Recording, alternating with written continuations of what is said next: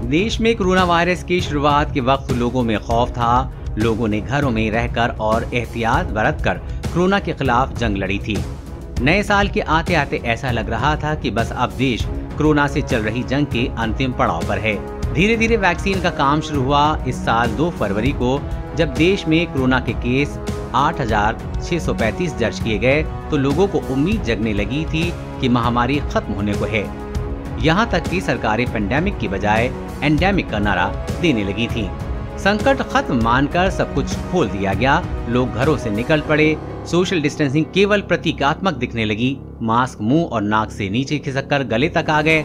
शादी समारोहों पार्टियों में भीड़ दिखने लगी। चुनावी रैलियों में भीड़ बढ़ने लगी। स्कूल दफ्तर खोल दिए गए। सिनेमा हॉल मॉल्स पर्यटन स्थल गुलजार होने लगे। और फिर अचानक मार्च खत्म होते होते देश में और दुनिया में कोरोना की दूसरी लहर का शोर लौट आया। अप्रैल की शुरुआत से ही महामारी का दौर ऐसा लौटा कि पिछली लहर को काफी पीछे छोड़ दिया।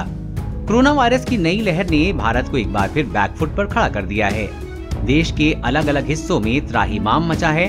इस बीच शुक्रवार को भारत ने अपने नाम एक ऐसा रिकॉर्ड किया जो शायद कोई न करना चाहे।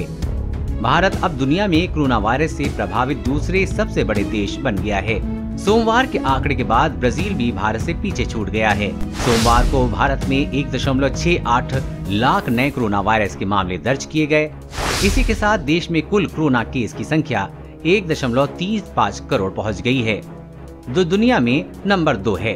भारत ने ब्राजील को पीछे छोड़ा है। ब्राजील में 1.34 करोड़ कोरोना के केस हैं।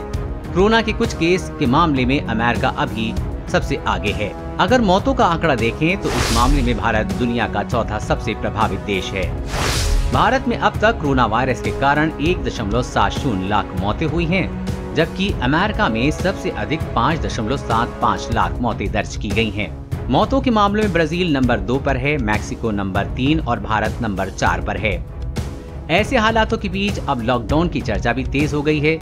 अब खबर है कि सरकार अभी बच्चों की 10वीं और 12वीं की बोर्ड एग्जाम की वजह से लॉकडाउन नहीं लगा रही है। इसकी पुष्टि खुद गुजरात मुख्यमंत्री रूपाणी ने की है। उन्होंने कहा कि बोर्ड एग्जाम के बाद सरकार कुछ लॉकडाउन पर फैसला लेगी, उससे पहले नहीं। उन्होंने कहा कि देखिए, जान भी है जहान भी है। कोरोना के समय पहले जान की चिंता अवश्य होनी चाहिए, लेकिन जहान भी चलना चाहिए। स्कूल में 9वीं कक्षा तक के शिक्षण कार्य को स्थगित कर दिया गया है, लेकिन 10वीं और 12वीं की परीक्षा छात्रों के भविष्य के लिए अहम है। उनके भविष्य की चिंता को देखते हुए हम आने वाले समय में उचित व्यवस्था करेंगे और एग्जाम के बाद स्थिरता देख लॉकडाउन पर फैसला करेंगे। आपको पता ही है कि गुजरात के सीएम विजय रूपाणी प्रधानमंत्री मोदी और गृह मंत्री अमित शाह के कितने करीब हैं और सरकार के फैसलों के बारे में हर बात इनको भी पता होती है।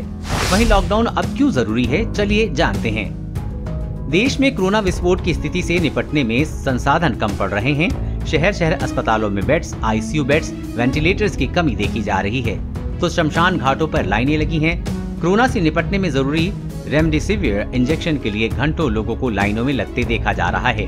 आखिर गया हुआ कोरोना संकट कैसे लौट आया? कोरोना की दूसरी लहर इतनी खतरनाक क्यों है और कब तक राहत की उम्मीद है? इन सब सवालों के जवाब आज हर कोई जानना चाहता है। अब इन हालात के बीच आपको क्या लगता है कि देश में लॉकडाउन का ऐलान होना चाहिए या नहीं? नीचे कमेंट बॉक्स में लिखकर बताइए। वीडियो को लाइक और अपने दोस्तों के साथ शेयर करना न भूलें। साथ ही कोरोना वायरस और लॉकडाउन से जुड़ी हर खबर सबसे पहले पाने के लिए चैनल को सब्सक्राइब कर लें।